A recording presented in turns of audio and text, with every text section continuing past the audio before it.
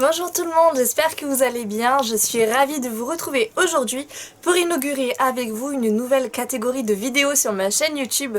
Ce sont les piles à lire spéciales service presse. Donc pour ceux qui ne savent pas ce que c'est qu'un service presse, je vais vous la faire de manière très rapide. Ce sont des livres que je reçois gratuitement de la part d'une maison d'édition ou d'un auteur.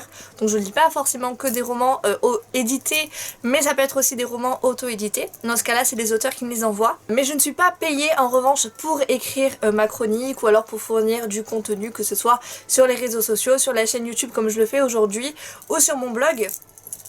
Et faut savoir que les services presse, ce sont soit des livres que je demande, soit des livres que l'on me propose de recevoir.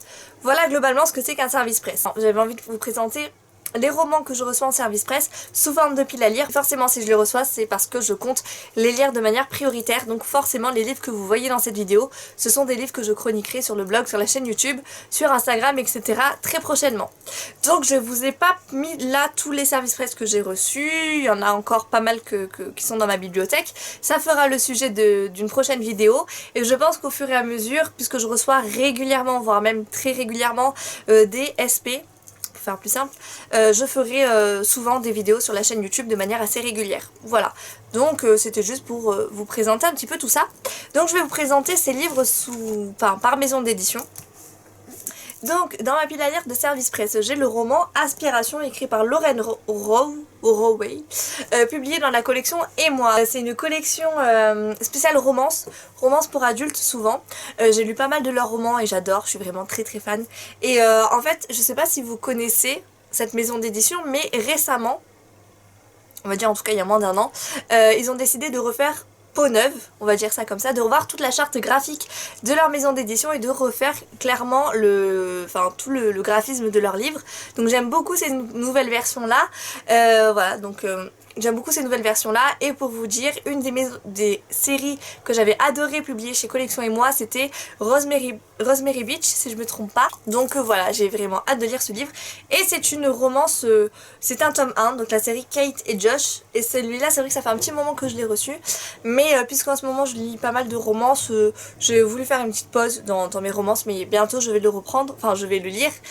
En tout cas, ça a l'air vraiment pas mal. Je vous mettrai de toute façon le lien vers tous les livres dans la barre d'infos. Donc n'hésitez pas, si vous voulez en savoir plus sur ces livres-là, à regarder la barre d'infos et de cliquer sur les liens. Ensuite, j'ai reçu 2 livres de la maison d'édition Alicio, donc qui est rattaché aux éditions Le Duc, puisque c'est via Le Duc Édition qu'on m'a proposé de recevoir ces livres. Donc en fait, c'est assez particulier, il faut savoir que, déjà je vous les présente, c'est J'avais 15 ans, Vivre, Survivre et Revivre de Élie Buzyn, ou Buzyn, et du même auteur, j'ai reçu Ce que je voulais transmettre, Lettres aux jeunes générations. Donc en fait, ce sont des livres qui parlent de la Seconde Guerre mondiale. Et c'est pas juste une histoire qui raconte la Seconde Guerre mondiale, puisque c'est un témoignage de cette personne que vous voyez à la fois ici et ici, donc quand il était jeune et quand il est un peu moins jeune, d'une personne qui a vécu en fait la Seconde Guerre mondiale, qui a été emprisonnée, etc., qui a vécu en Pologne, il le dit de toute façon, alors je vous le dis vite fait ce qui a marqué, il a été déporté. Il a vécu l'assassinat des siens, il a vécu le camp d'Auschwitz et la marche vers la mort jusqu'à Buchenwald à 15 ans. Voilà, donc c'est vraiment un témoignage bouleversant. Moi j'adore les récits concernant la première, seconde guerre mondiale et toutes les guerres en fait de manière générale, parce qu'à chaque fois j'essaie de comprendre comment on en est arrivé là. Je trouve ça vraiment très intéressant, pour pas dire passionnant parce que c'est vraiment pas le terme qui convient, c'est quand même vraiment quelque chose de tragique, bouleversant, mais n'ayant pas vécu cette période-là, j'essaie justement par les récits, par les témoignages, parce que là du coup ce sont pas des fictions, ce sont pas des romans avec des faits inventés, etc. C'est vraiment ce qu'a vécu l'auteur, ce qu'a vécu cet homme-là quand il avait 15 ans.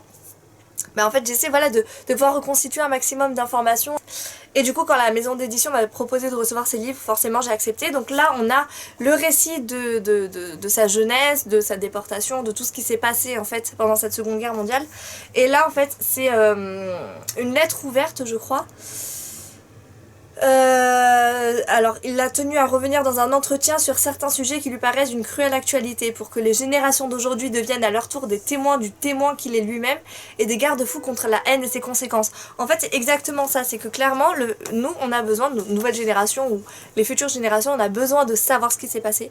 Non pas dans un intérêt genre de curiosité morbide ou pour se dire « Ah, il s'est passé ça, il se passera pas ça par la suite », mais parce qu'on a besoin de savoir ce qui s'est passé pour ne pas le reproduire par la suite. C'est quelque chose qui est très important, d'être finalement témoin du témoin qu'est cette personne et de ce qui s'est passé. Donc voilà, c'est vraiment ça qui m'intéresse et voilà, donc sachez-le, ce sont 2 livres qui sont sortis chez la maison d'édition Alissure, parce que c'est spécialisé apparemment témoignages et documents, mais qui fait partie du groupe Le Duc Édition, et ça c'est des livres que j'ai vraiment hâte de lire, et voilà, je suis très très contente de les avoir reçus. Donc là justement on va parler romance, puisque je vais vous présenter les services presse que j'ai reçus des éditions J'ai Vu. Je suis trop contente parce que j'aime beaucoup leur parution. Donc j'ai reçu Something Wild, écrit par Lexi Ryan. Alors quand je l'ai reçu j'étais trop étonnée, parce que c'est un tout petit livre qui fait à peine 156 pages, donc rikiki.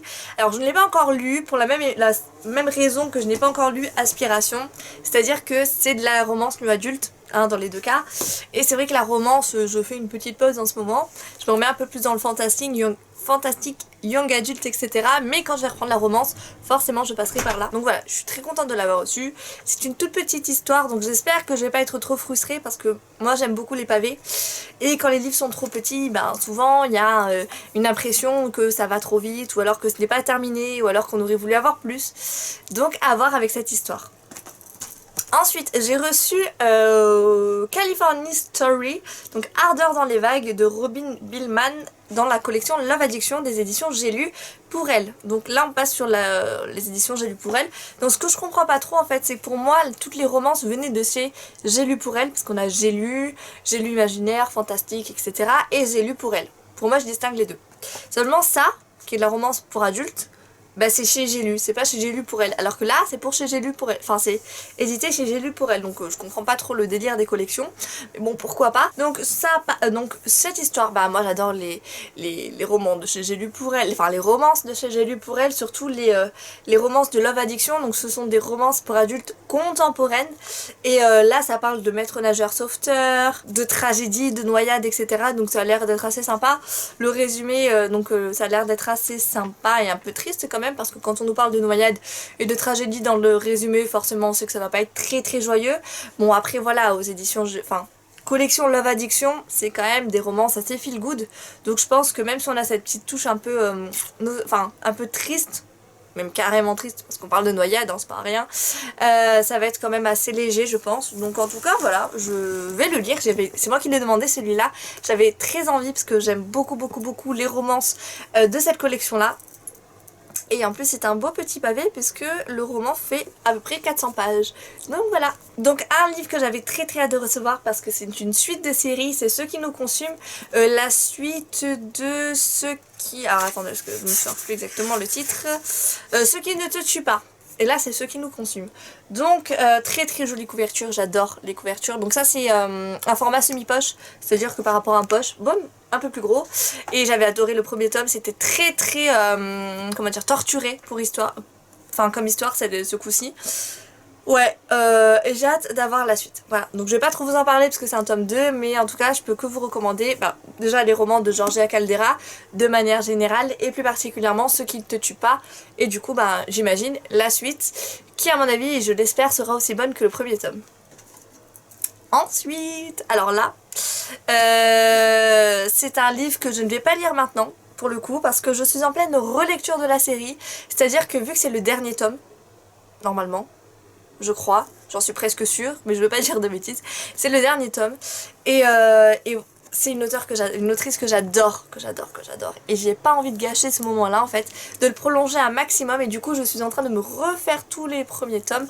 C'est Covenant, le tome 5, donc écrit par la talentueuse Jennifer L. Armentrout. Donc là c'est Sentinelle, pareil je vais évidemment pas vous parler de quoi ça parle ni vous lire le résumé, hein, parce que c'est le tome 5. Mais sachez qu'actuellement je suis en pleine lecture du tome 1, j'en suis à peu près à la moitié et je kiffe toujours autant et j'adore cette autrice, j'adore sa série Lux, j'adore sa série Covenant et je suis trop triste que du coup les deux séries soient terminées. Donc là normalement avec ce tome 5, donc c'est pour ça que je me les refais tous. Et à mon avis vous n'êtes pas prêts d'avoir la chronique du tome 5 en ligne. Enfin, je suis pas prête de vous la faire en tout cas, parce que voilà, je vais peut-être pas m'enchaîner les 5 tomes d'affilée, je sais que je vais tous me les refaire, mais je pense qu'on va y aller mollo mollo, peut-être un par mois ou 2 par mois, parce que quand même c'est une série qui est assez prenante et en fait, soit t'as envie de tout enchaîner, ce qui m'est arrivé la première fois que je l'ai lu, soit t'as quand même envie de faire des pauses pour faire un peu durer le plaisir. Voilà, je suis très contente de l'avoir, je suis très contente de le regarder dans ma bibliothèque, mais j'ai vraiment pas envie de l'ouvrir pour pas terminer cette série. Ensuite je vous présente un service presse, alors cette fois-ci d'une maison d'édition que je ne connaissais pas jusqu'au moment où elle m'a contactée. Donc c'est les éditions Libres de Lire. Donc je vous marquerai ici le nom de la maison d'édition parce que c'est assez drôle comment c'est écrit, etc. Enfin je trouve ça plutôt pas mal. Je crois que c'est l'attaché presse. Je pense pas que ça soit l'auteur qui m'ait contacté. Me semble pas. Je crois que ça venait de la maison d'édition, enfin bref. Celui-là, alors trop content de l'avoir eu. Pourquoi? Parce que je vous lis les premières phrases du résumé, vous allez très vite comprendre. 58 avant Jésus-Christ, la guerre des Gaules débute. Deux frères et légionnaires, Gaius et Marcus, s'engagent dans les armées de César pour une course effrénée à la gloire. Confrontés à des guerriers plus coriaces que prévu, aussi furtifs que mystérieux, l'armée romaine désigne Gaius pour infiltrer les tribus gauloises. Alors, je vous ai dit tout à l'heure que j'adorais les romans historiques, surtout autour de la thématique de la Seconde Guerre mondiale, enfin plus précisément le XXe siècle, hein, de manière générale. J'adore les romans historiques, surtout quand ça nous parle aussi de la Gaule, de César, de Rome, etc. Alors forcément, moi, je sais pas vous, quand j'entends parler de la guerre des Gaules, de César, des Gaulois, je pense à Astérix Obélix forcément. Alors là, à peu près rien à voir parce qu'on est vraiment sur un roman qui va nous parler de guerre pour le coup, parce qu'on ne parle vraiment que de ça dans le résumé. J'ai jamais lu de livre qui nous parle de la guerre des Gaules et puis je me dis franchement, je me mets dans la tête, enfin un peu dans le délire Astérix Obélix et pouvoir assister un petit peu à ces fights entre la Gaule, enfin les Gaulois, les Romains, etc. Ça peut être vraiment super intéressant. Et il y avait une phrase qui m'a donné envie aussi. C'est juste au-dessus de la petite biographie de l'auteur. Frédéric Clément vous invite à un véritable voyage dans les temps antiques.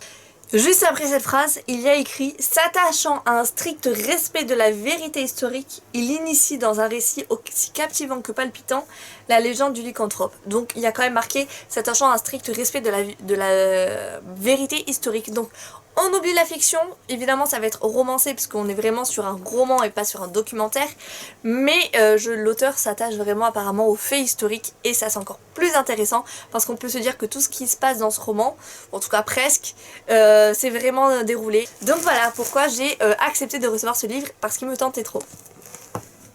Ensuite, pour terminer, je vais vous présenter 2 livres d'une maison d'édition qui s'appelle De Saxus. Donc De Saxus Édition, je vous en ai déjà parlé, alors je sais pas si c'était sur YouTube ou sur mon blog parce que j'ai déjà eu l'occasion de lire certains de leurs romans que j'ai adorés. Et du coup, j'ai 2 services presse à vous présenter. Donc le tout premier, c'est Un fruit amer, écrit par Nicolas Coche. Donc c'est un thriller, comme vous pouvez le voir sur la couverture et derrière, vous savez forcément de quoi ça parle, ça va parler du Ku Klux Klan. Donc je vous lis rapidement le résumé. En pleine ségrégation raciale, le Ku Klux Klan répand la terreur au nom de la suprématie blanche, alors que la communauté noire fait entendre sa voix pour obtenir plus de droits. Donc à partir de là, on va avoir tout un thriller qui va se monter autour de cette histoire. Là encore, bon dans le passé. Donc là, on est vraiment sur un roman, sur un thriller. J'adore les thrillers, j'adore les romans historiques. Un mélange des deux, ça peut être que génial. Donc c'est un beau pavé, je veux dire un beau bébé, mais oui aussi. C'est un beau pavé qui fait 500 pages, mais vraiment avec des pages très épaisses, hein, parce que pour moi j'aurais pensé plus 600. Donc voilà, donc je suis vraiment très contente de l'avoir reçu. Et là le dernier que j'ai reçu, pareil, il me tente trop. J'aime beaucoup cette maison d'édition, les éditions de Saxus, parce qu'on est vraiment sur des romans qui sont un peu atypiques. On sort de tout ce qui est édité de manière classique et on est beaucoup dans tout ce qui est thriller. Là celui que je vous présente ici c'est L'École Noire, donc c'est le tome 1 d'une série, Vatican, Miracle Ah non, c'est en anglais. Les pères Iraga et Nicolas font partie du Siège des Saints, une institution spéciale du Vatican chargée d'authentifier les miracles. Ensemble, ils enquêtent pour distinguer le vrai du faux grâce à leur capacité d'analyse exceptionnelle. Leur prochaine mission va les entraîner en Amérique, où ils vont se retrouver au cœur d'un complot diabolique. On a déjà parlé diabolique alors que ce sont des personnes qui travaillent, enfin qui sont au Vatican, c'est un peu chaud quand même. À l'abbaye Saint-Rosario, ils se retrouvent à enquêter sur une série de meurtres mystérieux et vont être témoins d'un cas de possession démoniaque. Mais dans l'ombre, un terrible danger les guette.